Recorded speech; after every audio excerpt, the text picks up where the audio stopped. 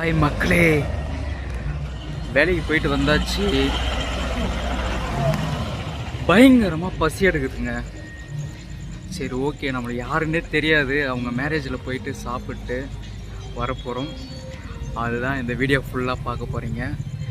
என் பக்கத்துலேயே ஒரு கல்யாண மண்டபம் இருக்குது.